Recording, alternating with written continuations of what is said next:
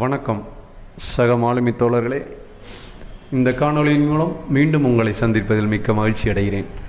இந்த காணொளியானது எதற்காகனா, GP rating general purpose training 6 மாத பயிற்சி முடிஞ்சு அவங்க முதல்ல கப்பலில் வேலைக்கு சேர்றதுக்கு முன்னாடி எப்படி தயாராகணும், அதற்கு என்னென்ன தேவைகள், அத்தியாவசிய தேவைகள், அதை பற்றி தான் இந்த காணொளியில் நான் சொல்ல போகிறேன்.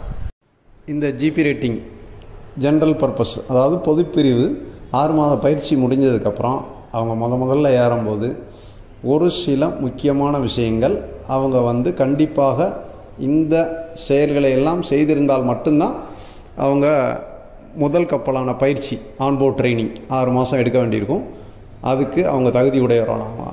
அதில் இது என்ன அப்படின்னு பார்த்தாச்சுன்னா, இவங்க 6 மாதம் முடித்ததுக்கப்புறம் வெளியே வந்ததுக்கப்புறம் ஃபஸ்ட்டு இது என்ன அப்படின்னா, இவங்களுக்கு எஸ்ஐடி என்ற சீமேன் ஐடென்டிஃபிகேஷன் டாக்குமெண்ட்னு ஒரு அடையாள அட்டை வழங்கப்படுகிறது எம்எம்டியிலேருந்து.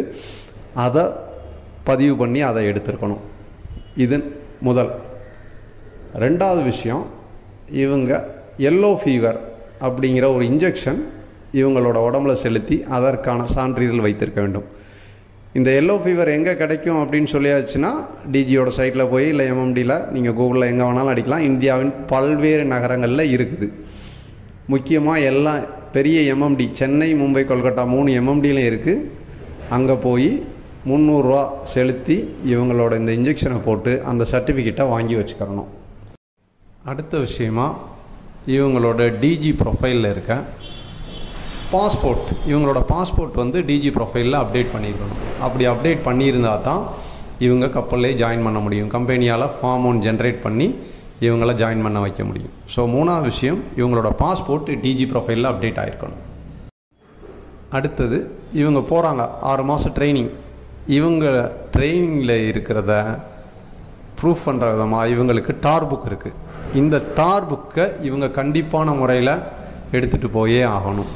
ஸோ இந்த டார் புக் இவங்களோட ப்ரொஃபைலில் இருந்து டவுன்லோட் பண்ணி எடுக்கக்கூடியது.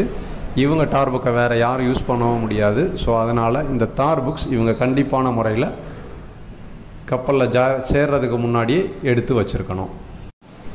அடுத்தது, இவங்களோட ப்ரொஃபைல் டிஜி சைட்டில் இருக்க இவங்க ப்ரொஃபைலில் இவங்களோட சர்டிஃபிகேட்ஸ் எல்லாம் அப்டேட் பண்ணி இவங்களோட ப்ரொஃபைலும் அப்டேட் ஆகிருக்கணும்.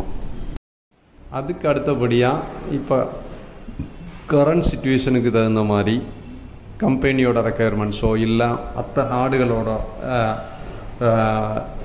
சட்டத்திட்டப்படியோ இவங்க கோவிட் இன்ஜெக்ஷன்ஸ், பூஸ்டர் டோஸ் இதெல்லாம் போட்டு அதற்கான சான்றிதழும் கண்டிப்பாக கையில் வைத்திருக்கணும். இதெல்லாம் இவங்களோட கப்பல் ஜாயினிங்க்கு முன்னாடி இவங்க தயாரித்து வைக்கக்கூடிய ஆவணங்களாகும். இது போக இவங்கள் போகக்கூடிய சில கப்பல் சில டைப்பாக இருக்கலாம். டேங்கர்ஸாக இருந்தால் இவங்க ஆயில் டேங்கர் கோர்ஸ் பண்ணியிருக்கணும். கெமிக்கல் டேங்கராக இருந்தால் கெமிக்கல் டேங்கர் கோர்ஸ் பண்ணியிருக்கணும். கேஸ் டேங்கராக இருந்தால் கேஸ் டேங்கர் கோர்ஸ் பண்ணியிருக்கணும். இதே மாதிரி வேல்யூ ஆடட் கோர்சஸ் உண்டு.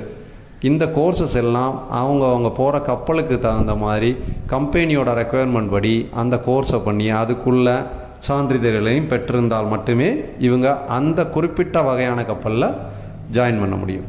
ஸோ இதே மாதிரி ஒரு 7-8 பாயிண்ட்ஸ் இருக்குது. இது எல்லாமே ஜிபி ரேட்டிங் முடித்த உடனே தங்களை தாங்களே தயார்படுத்தி இந்த ஆவணங்களை எல்லாம் ரெடி பண்ணி வைத்திருந்தால் மட்டும்தான் இவங்க கப்பலில் ஜாயின் பண்ண முடியும். நான் மேற்கூறிவிட்ட இந்த ஆவணங்கள்லாம் நீங்கள் தயாரிப்பதற்கு உங்களுக்கு ஏதோ சந்தேகங்களோ வழிகாட்டுதலோ தேவைப்பட்டால் எங்களுடைய அலுவலகத்தை கீழே எங்கள் கொடுத்துருக்க டிஸ்கிரிப்ஷனில் கொடுத்துருக்குற எங்கள் கான்டாக்ட் நம்பரை கான்டாக்ட் பண்ணி விளக்கங்கள் பெற்றுக்கொள்ளலாம். அதில் எதுவும் சந்தேகம் இருந்தாலும் நீங்கள் நிவர்த்தி செய்து கொள்ளலாம். மீண்டும் உங்களை அடுத்த காணொளியில் மற்றும் வேறொரு செய்திகளுடன்